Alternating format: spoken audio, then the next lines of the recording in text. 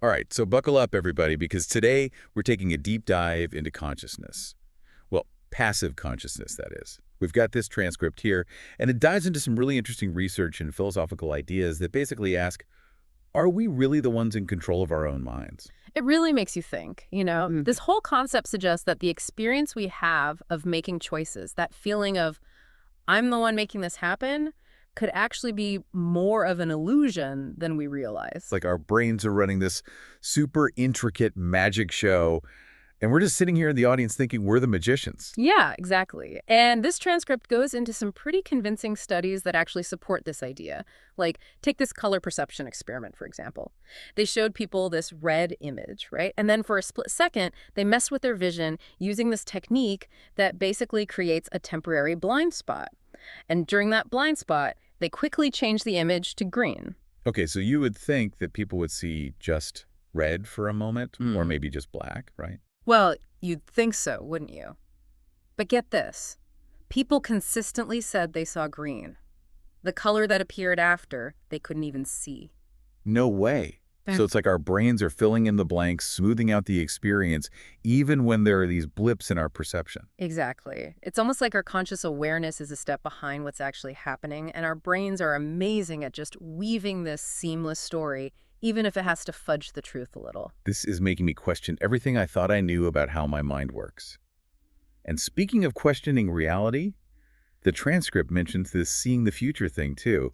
We've all had those weird moments, right? Absolutely. Like Ah. when you're staring at the clock and it feels like the second hand freezes for a beat too long, or when your eyes move to a different spot in the mirror before you even consciously think about moving them. Whoa, yeah, it's like these little glitches in the system. It makes you wonder if our brains are somehow predicting things before they actually happen. And these seemingly random little things actually give some weight to this idea that our conscious experience is more like a reconstruction, not a live feed of reality. Wow, okay, so our brains are already messing with our perception of time and color. But wait, it gets even weirder.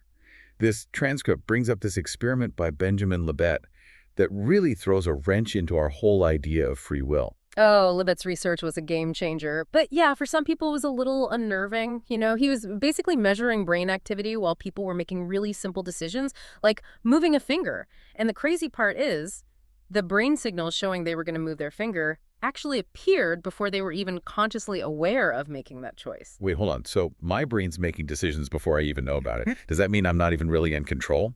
Well, that's the million-dollar question that's got both philosophers and scientists scratching their heads. Libet's findings really seem to suggest that our conscious mind might not be the only one calling the shots. Like maybe it's more like our consciousness is just watching the show after the decisions have already been made. My mind is officially blown. And just when I thought it couldn't get any stranger, the transcript throws in this research by Michael Gazzaniga with split brain patients.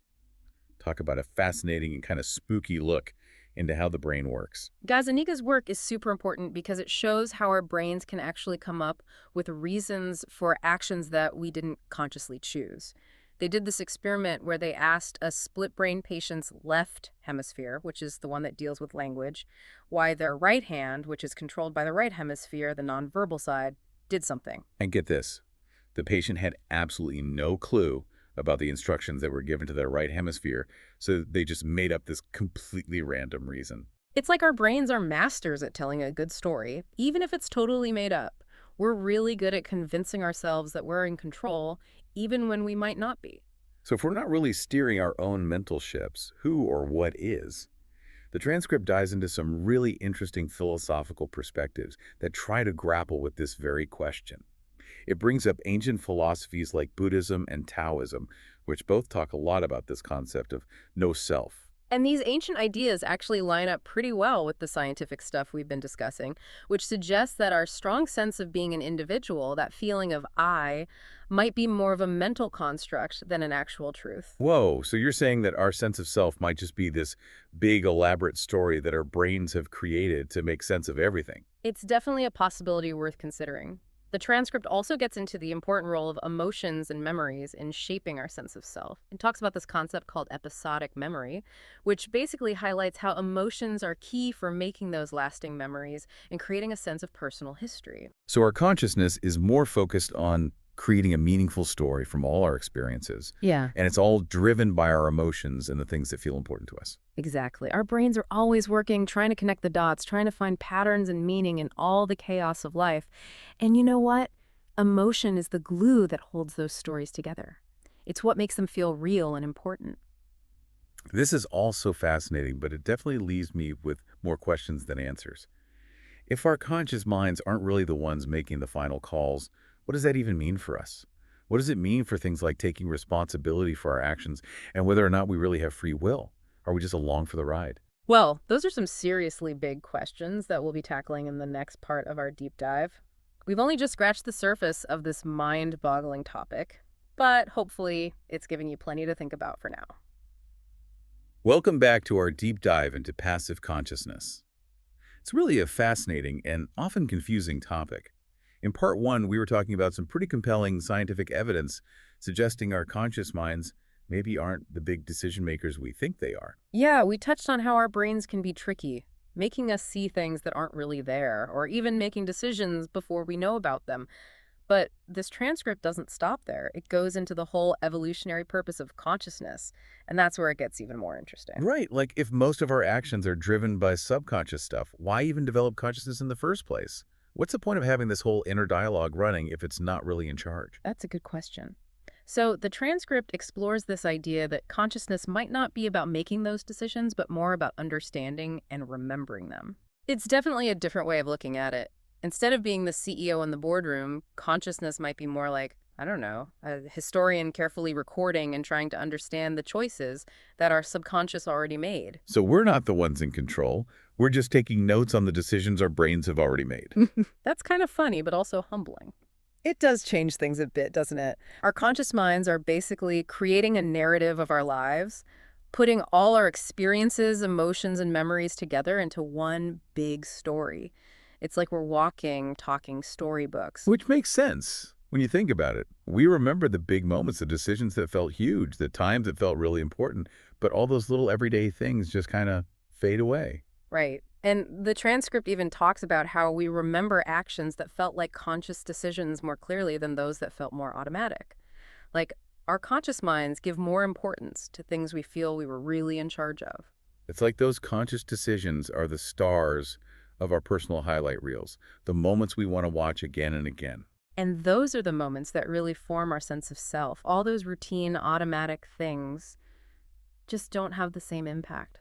You know, I'm starting to see how this passive consciousness thing might not be so bad after all. It's actually kind of freeing in a way. It definitely is. It takes a lot of pressure off. We don't have to overthink every single thought and decision. We can let our subconscious handle a lot of the background stuff. And that frees up our conscious minds to be more creative and thoughtful. So it's all about realizing that our conscious minds are just one part of this bigger, more complicated system. It's not us against our brains, but more like we're working together with this powerful, mysterious force. Exactly. And by understanding the limits of our conscious minds, we can start to appreciate the unique things they're good at.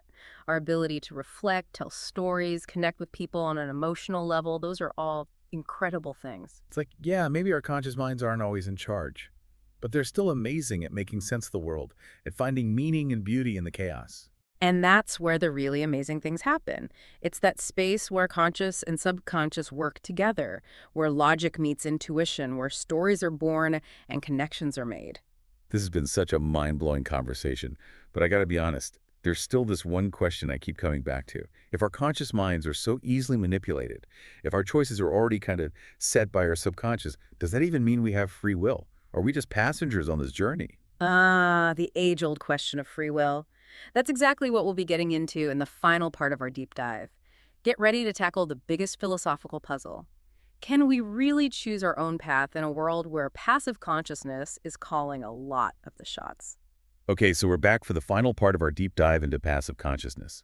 It's been a wild ride so far, right? We've looked at all these mind-bending studies, questioned everything we thought we knew about how our brains work, and hopefully started to appreciate just how complex consciousness really is. It's been quite a journey. And we've really only scratched the surface, but there's this one big question that's been hanging over our whole conversation. The big elephant in the room.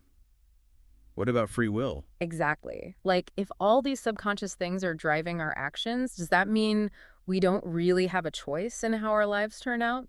Are we just puppets being controlled by our subconscious? Right. It's a pretty big deal. It's the ultimate mind game. And to be honest with you, the transcript doesn't really give a simple answer. But I mean, that's probably more realistic than saying we figured out the whole free will thing, right? True. Some things are better left as mysteries.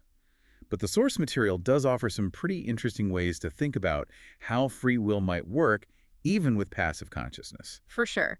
One idea that really stuck with me is that even if our first impulses and desires come from our subconscious, our conscious minds can still shape and refine them. So it's like our subconscious is throwing out all these rough ideas and impulses, and then our conscious mind steps in and acts like an editor, taking those rough ideas and turning them into actions and decisions that make sense. That's a great way to put it. It's like our conscious minds can weigh the options, think about what might happen, and then choose what to do based on our values and what we want to achieve.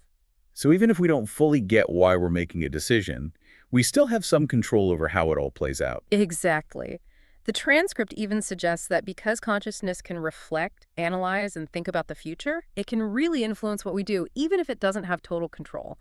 It's not about being completely in charge, but more about understanding how our conscious and subconscious minds work together and learning to use both of them. It reminds me of that quote, between stimulus and response, there is a space. In that space is our power to choose our response. Yeah. Maybe that space, that moment where we can think things through, is where free will exists, even with passive consciousness. That's a great point. I think the more we can create that space, the more we practice paying attention and being mindful, the more we can actually influence our choices. It's not about ignoring our subconscious, but learning to work with it instead of fighting against it. This whole deep dive has been incredible. We've explored some crazy ideas, questioned everything we thought we knew about our minds, and hopefully we've come out of it with a better understanding of how amazing consciousness is, even if it's not always what we think it is. It's been a truly fascinating journey. And like I said, we've barely scratched the surface. But hopefully we've given everyone out there some new things to think about, some different ways to see themselves and the world around them. To all our listeners, keep exploring, keep asking questions, and keep pushing the limits of what you think you know. Because, as we've learned, sometimes the most interesting stuff is hidden right there beneath the surface of what we're aware of. Stay curious, embrace the things you don't know, and remember, even if our conscious minds aren't always driving the car, we still get to experience the journey and make it our own.